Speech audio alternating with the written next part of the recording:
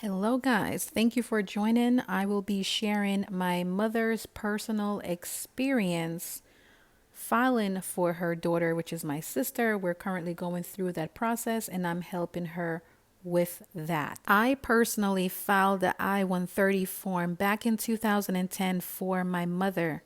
I'm originally born and raised in Jamaica, so my mother is Jamaican as well. So I filed this paperwork via mail. I had to mail it in because now they have the options for you to do it online, which is so much better and, in my opinion, faster than just doing it through the mail. So I filed this paperwork for my mother by myself. I did not have an attorney or even anyone assisting me with that. And my mother was able to come into America in under a year. Before I get into the personal stuff, let me briefly explain to you the I-130 form and how it works and who are eligible, as well as the cost. It's currently April 23rd, 2024, and the cost today to file this paperwork is $675 if you are doing the paper filing, and online is $625. So which one are you going to pick? Okay, so listen up. If the I-130 form is filed on behalf of Afghan nationals, and this must be the beneficiary is the person that you are trying to give access to permanent residency. Okay, this is the person that's on the application that is trying to be in America, or if they're already in America, they're trying to get, which would mean that they are trying to adjust their status, right? So that they can become a permanent resident. And if that's what their situation is, they would have to file a second form, which is the I-485 to adjust status. Okay, so let's move on. Who can be a beneficiary? Who can be given access to be a permanent resident in America? So if you are the spouse of a U.S. citizen, unmarried child under the age of 21 of a U.S. citizen, if you are a parent of a U.S. citizen, whether you are the mother or father of a child that is a U.S. citizen that is 21 years of age or older. And all that I just said, those are considered to be immediate relative, which means that you are in a different class, a different visa class, which is great because your process is more expedited. Your list, the list that you goes on waiting for your visa, you are on the expedited list, which means that those three people, right? The spouse, the parent, and the child under 21 of a U.S. citizen. All of you guys can enter into America in less than 7 months. I've seen it happen before. I've done it before myself personally. So what I'm saying is true. And what the USCIS is saying as well is true. So let's dive into other relatives, the relatives that are considered to be other relatives. If you're a family member of a U.S. citizen and you are unmarried, you're an unmarried son or daughter of a U.S. citizen, and you are 21 years old or older, or a married son or daughter of a U.S. citizen, or a brother or sister of a U.S. citizen who is at least 21 years old, family member of a lawful permanent resident, meaning that you are the spouse of a lawful permanent resident, an unmarried child under the age of 21 of a lawful permanent resident, or an unmarried son or daughter of a lawful permanent resident 21 years old or older. You guys are all considered to be other relatives, which means that you are in the lower visa class, which means that your process takes much longer, right? And much longer can range between 3 to 4 years. And that's what it currently is for this day and time, 2024.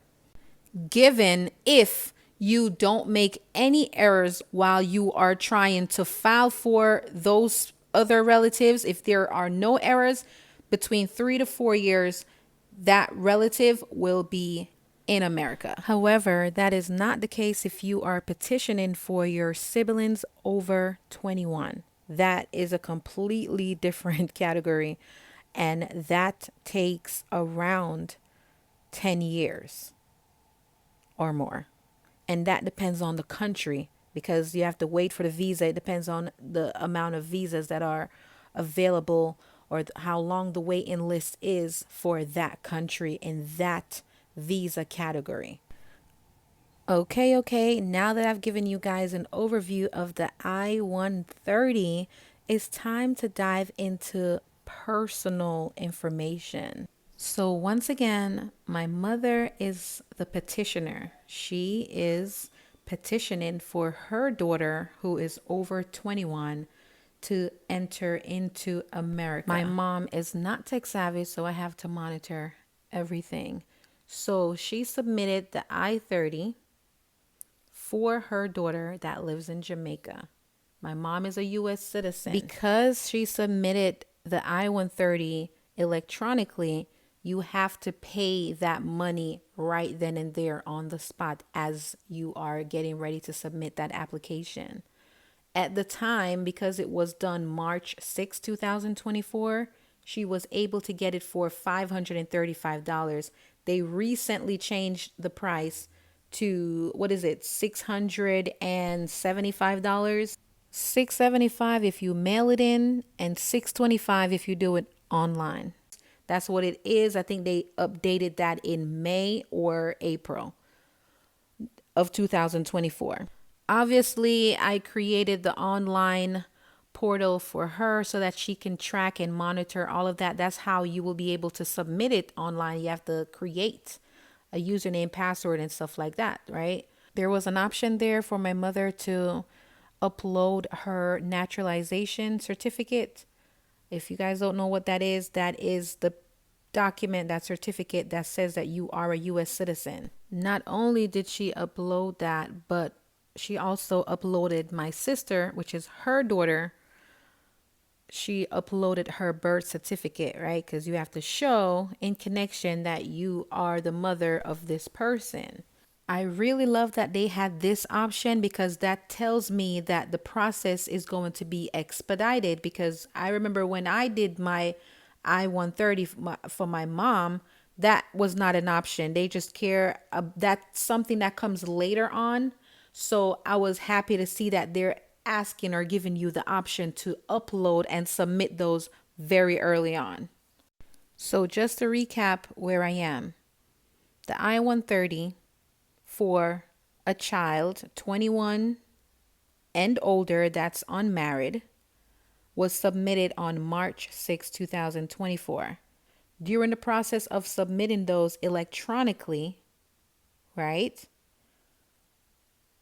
the petitioner uploaded her naturalization certificate. She also uploaded the birth certificate of her child. Once the I-30 is submitted, you receive a PDF document stating that they received the I-130 application, and they also send you in that PDF file a receipt number, which is very important. Also, they mail out a letter of the same PDF file that is in the portal. So pretty much whatever they mail out, you have a copy of it in a PDF form. Not long after that, the case status was updated, and it said that it will take 2 months for them to reach a decision. So remember, it was submitted March 6, 2024. So we were waiting for May 6 to see what was the next step. So May 6 came, and then it was updated to 9 months. Prior to May 6, right, which is the actual date, estimated date that they gave us, that they'll let us know when they reach a decision, right? They also, I kept checking the online portal every day, multiple times a day. And at one point it was saying that they would reach a decision before May 6th, right? Which was supposed to be in like April. So even though they gave us an estimate of 2 months, they were saying that it was going to take a month and a week to find out. And then once it got to that month and a week, which pushed it into April, they sent they updated the case status again and said that it's taking longer than usual. But it wasn't taking longer than usual because they really gave us May 6th, and by this time when we're seeing that it's taking longer than usual, that was in April. So once May 6th came and I checked the case status and it was saying 9 months, I was confused because 9 months of what? It didn't have any direction of saying what's going to happen in the 9 months. It didn't even have anything to say we've reached a decision and now we're in step 2 or we're in the next phase or whatever, because apparently it's supposed to be 12 steps. And the second step is when they send your information to the NVC, the National Visa Center, so that they could put your beneficiary, the person that you're trying to bring into America, on a waiting list, a visa waiting list. So they didn't give any direction of what the 9 months is. And that's where everything is currently at. And today's date is May 12th, 2024.